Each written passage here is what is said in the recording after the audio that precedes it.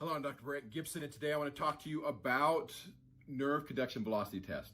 So over the last several days, we've been talking about the different tests you can do to evaluate peripheral neuropathy. This is one of the most common that is performed.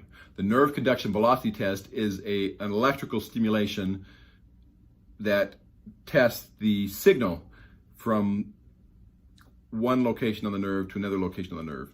Typically, they'll test both downstream and upstream, so they're actually testing both directions.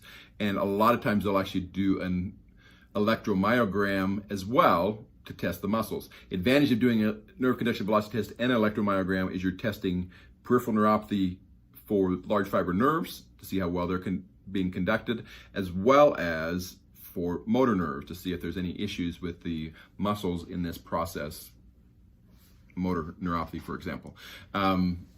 So a nerve conduction velocity test, because it's an electrical stimulation, sometimes they're uncomfortable.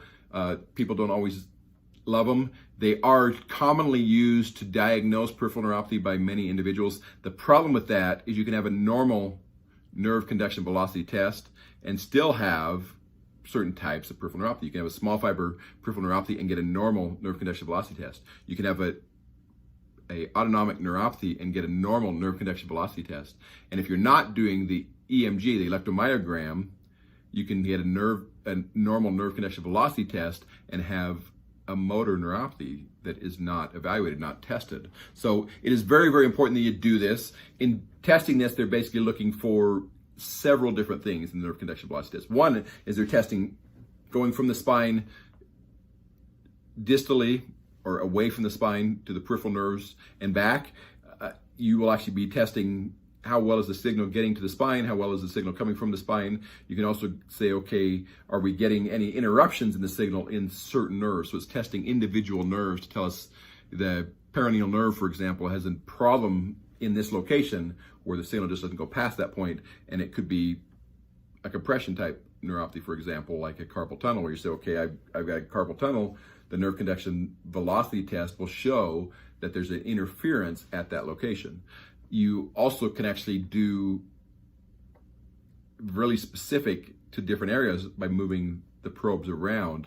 So you actually initiating a signal and testing the signal and checking the wire function between that area, basically. So it's like going and testing wires. You're saying, okay, if I pinch here and here, are these two wires are they giving a signal for these two spots? Yes.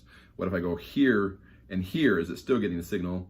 No, then you say, okay, I go to that spot and somewhere in here, that's the problem. So the idea is you can actually determine exactly what's going on as far as the nerves are saying. So the point is, a nerve conduction velocity test should be performed.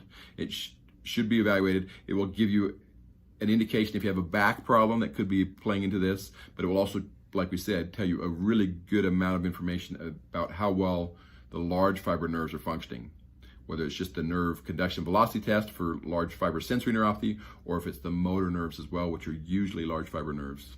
So this is Dr. Brandt Gibson, and this is your Neuropathy Nugget, day 70.